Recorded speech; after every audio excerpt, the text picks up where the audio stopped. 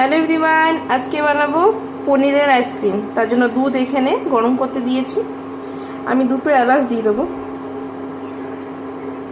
একটু ভেঙে দেবো, আর চিনি দেবো।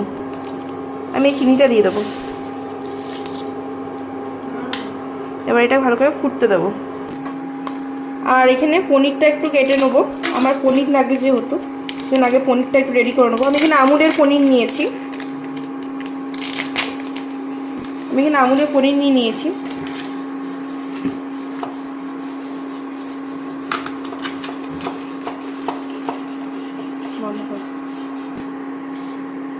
তো পনিরটাকে ভালোভাবে ভেঙে নেব।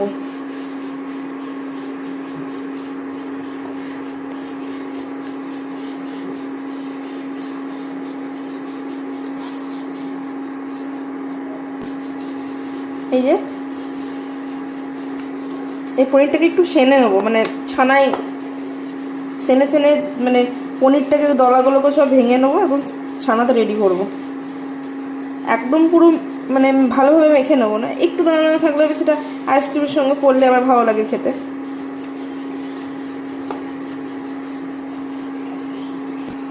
দেখুন আমার এটা হয়ে গেছে, ব্যাস এটা এবার রাখবো।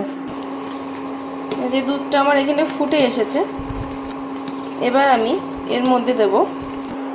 এরপর আমি একটু আমুলের যে কনডেন্স মিল্ক আছে, মিঠাই মেট, ওটা আমি দিয়ে দেবো এর মধ্যে। ব্যাস আমি এটাকে ভালো করে মিক্সড করব।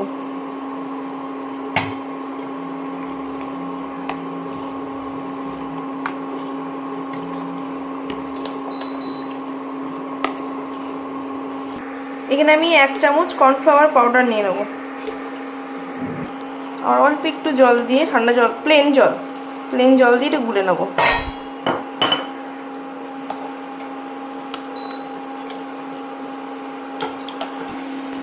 এটা ভালো করে গুলিয়ে নিয়েছি, একদম স্মুথ।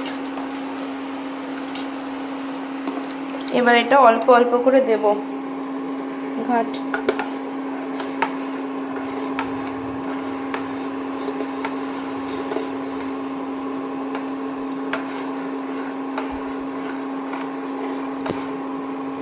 আর দেবো আর কন্টিনিউ ঘাটবো, একবারে পুরোটা দিয়ে দেবেন না, অল্প অল্প দেবেন আর ঘাটতে শুরু করবেন।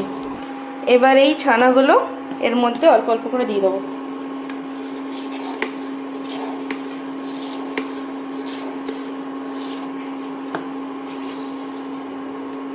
আগে গ্রীষ্মকালে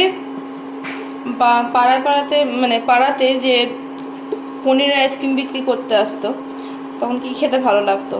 আর এখন পনিরের আইসক্রিম পাওয়া যায়, কিন্তু ঠিক আগেকার যে কোয়ালিটি ছিল, মানে আগে যেরকম খেতে ছিল, ঠিক সেরকম এখন পাওয়া যায় না। তো সেই পনিরের আইসক্রিম খুব মিস করি। তো আজকে মনে হলো বাড়িতে কিছুটা পনির রয়েছে, তার জন্য এই আইসক্রিমটা বানালাম। যখন বানাচ্ছি তখন ভালো তোমাদের সঙ্গে একটু শেয়ার করে নিই। দেখুন একদম কিন্তু পাতলা নয়, একটু মোটা মোটা আছে। কর্নফ্লাওয়ারটা গুলে দিলাম, প্লাস কনডেন্স মিল্কটা দিলাম, প্লাস এমনি দুধও ছিল, তাতে টেক্সচারটা বেশ ভালো এসছে। এই পনিরটাকে দিয়ে এবার ভালো করে কিছু ফোটাবো।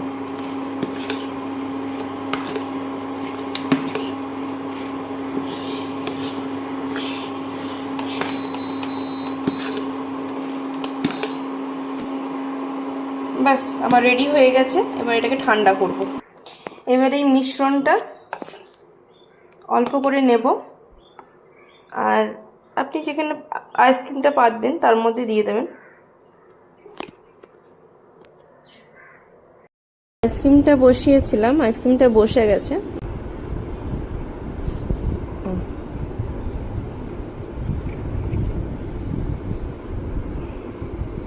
পারফেক্টলি বসেছে।